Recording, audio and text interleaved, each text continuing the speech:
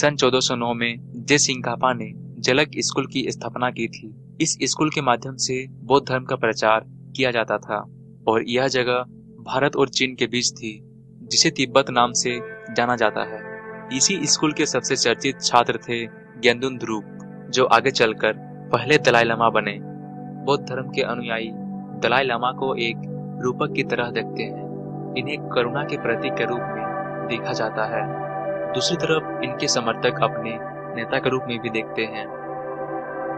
दलाई लामा को मुख्य रूप से शिक्षक के तौर पर देखा जाता है। लामा का मतलब गुरु होता है।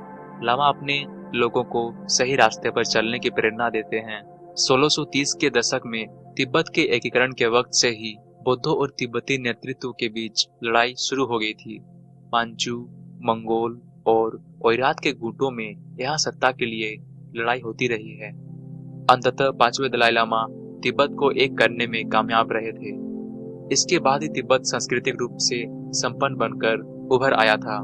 बुद्धों के प्रकार जलक बुद्धों ने 14वें दलाई लामा को मान्यता भी दी थी। 13वें दलाई लामा ने 1912 में तिब्बत को स्वतंत्र घोषित कर दिया था। करीब 40 सालों के बाद चीन के लोगों ने तिब्बत पर आक्रमण किया। चीन का यह आक्रमण तब हुआ जब वहां 14वें दलाई लामा के चुनने की प्रक्रिया चल रही थी और तिब्बत को इस लड़ाई में हार का सामना करना पड़ा था।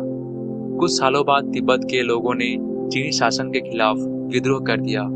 ये अपने संप्रभुता की मांग करने लगे।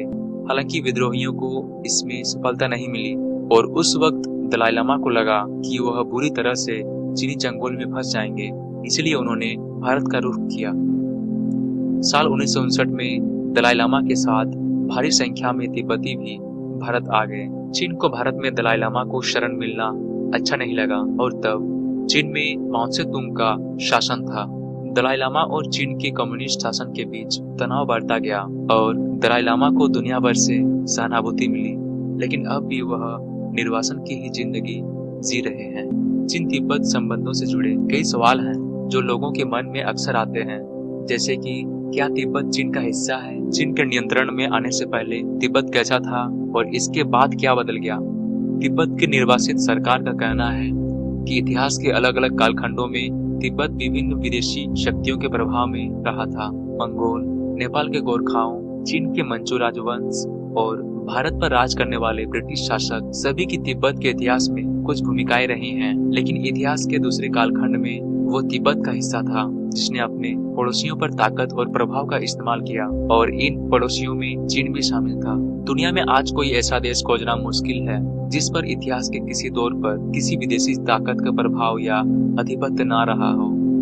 तिब्बत के मामले में विदेशी प्रभाव या दखलंदाजी तुलनात्मक रूप से बहुत ही सीमित समय के लिए रही थी, लेकिन चीन का कहना है कि 700 साल से भी ज्यादा समय से तिब्बत पर चीन की संप्रभुता रही है और तिब्बत कभी भी एक स्वतंत्र देश नहीं रहा है। दुनिया के किसी भी देश ने कभी भी तिब्बत को एक स्वतंत्र देश के रूप में मान्यता नहीं दी है। साल 2003 के जून महीने में भारत ने यह ऑफिशियली रूप से मान लिया था कि तिब्बत चीन का हिस्सा है। चीन के राष्ट्रपति जियांग जेमिन के साथ तत्कालीन प्रधानमंत्री अटल बिहारी वाजपेयी की मुलाकात के बाद भारत ने पहली बार तिब्बत को चीन का अंग मान लिया था। वाजपेयी जियांग जेमिन की वार्ता के बाद चीन ने भी भारत के साथ सिक्किम के रास्ते व्यापार करने की शर्त मान ली थी। तब इस कदम को यूं देखा गया कि चीन ने भी सिक्किम को भारत के हिस्से के रूप में स्वीकार कर लिया।